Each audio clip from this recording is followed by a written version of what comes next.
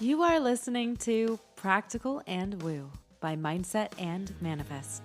My name is Eden, and I invite you to embark on a journey with me to explore the practical and spiritual edges of the unknown for the purpose of allowing you to embody and empower yourself uniquely as you are and to intentionally create and live a life of freedom and fulfillment.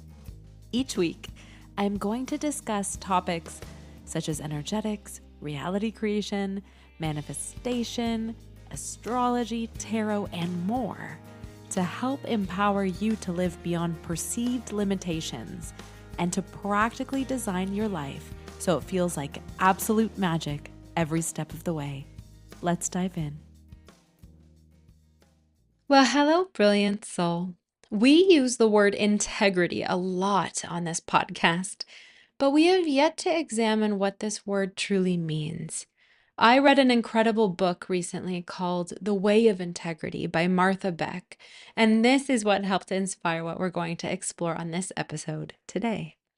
Integrity is one of those concepts that often gets a conditioning treatment that causes us to treat it as something virtuous and innate. But integrity, in actuality, is not aspirational. It's architectural. And this episode is going to explore what I mean by that. In an engineering context, when you say something has or doesn't have integrity, you are referring to whether or not a structure is able to maintain either its form or its function under stress or pressure. You want your airplane to have integrity before it's airborne, and you want your bridge to have integrity before you step, glide, drive, or exist on it. Integrity keeps the things we know and love from falling apart. And this concept is the same when it comes to our integrity. Whether we have, demonstrate, or act with integrity determines how much bending happens before something fractures. Integrity keeps things from fracturing, and knowing that you're in your own integrity helps you to plan and pivot your life so that you can continue to show up wholly along the way. You can often feel where your integrity has been compromised long before you can name it. It shows up as a low-grade dread around things that you technically chose, as a sense of being out of sync with your own life. You may still be doing everything quote unquote right. You may still be admired, but something in you can sense the structure you're operating from is under strain. This is not because you're being lazy or ungrateful or uncommitted. It's because you're choosing to carry a weight-bearing load without the reinforcement needed, without integrity. Integrity requires an intimacy with reality that many people avoid, a consideration of how much emotional complexity you can hold without becoming reactive or numb, or how much responsibility you can carry without abandoning yourself. It also takes place in how much visibility you can tolerate without wanting to hide, or how much output you can sustain without burning out.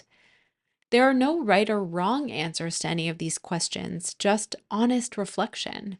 And by living in integrity with where you're at in any given moment of your life, you allow yourself to increase your integrity to handle more. When we skip asking ourselves these sorts of questions, we participate in building a life that requires us to constantly override ourselves to maintain it. We'll call it discipline, we'll call it resilience, we'll call it growth, but underneath, something is being held together by pressure rather than integrity. Pressure works for a small while, but anything held together by force eventually falls apart at the seams.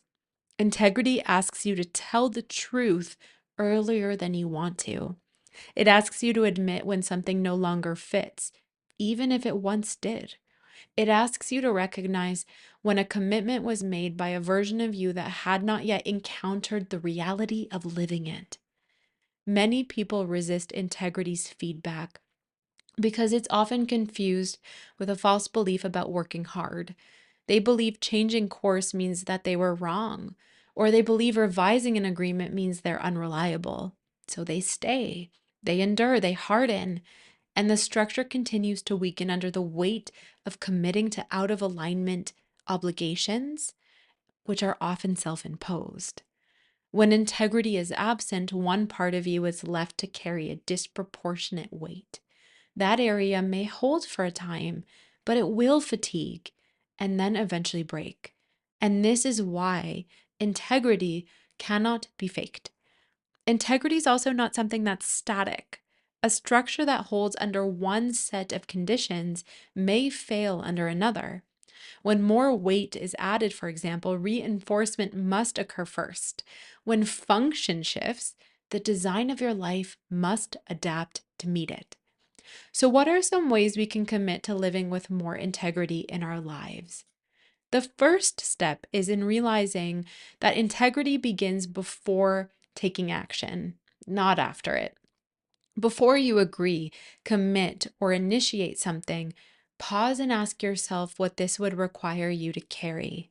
Notice the places in your body where you feel expanded, where you feel contracted, or where you feel neutral. Notice what happens when you imagine living with the decision over time. Integrity grows when decisions are made with awareness of what is required to meet it fully, not just the desire or the potential benefit from saying yes without checking in. Next, it's important to learn the difference between feelings of pressure and aligned feelings. Notice when momentum is coming from fear of delay or fear of disappointing someone or the fear of missing out, because these forces can move you forward, but they don't build a stable structure. So here we can practice allowing pressure to settle before we make a final decision. Commit to tell smaller truths sooner. Large integrity breaches rarely begin with big lies. They begin with small omissions, delayed honesty, and internal negotiations that were left ignored. Practice admitting that you're unsure, or you need more time, or that you don't have clarity yet. One of the fastest ways to erode integrity is to skip steps. Notice where you are trying to arrive without preparation. It's important to grow your life in stages on the way to the destination. This isn't about delaying anything. It's about laying the groundwork so that you can arrive in one piece. And then from there, pay attention to and reduce internal contradiction. Integrity often weakens when different parts of you are pulling in opposite directions. So listen to your internal dialogue and the places where you're telling yourself things like, I should want this. I know better, but I will deal with it later. These types of statements are a clue of internal disagreement. Rather than forcing resolution or overriding yourself, practice naming the conflict without judgment.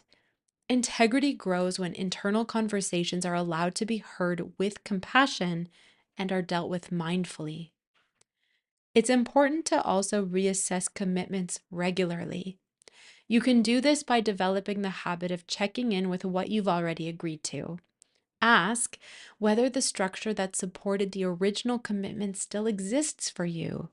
If the load has increased, reinforcement may be required.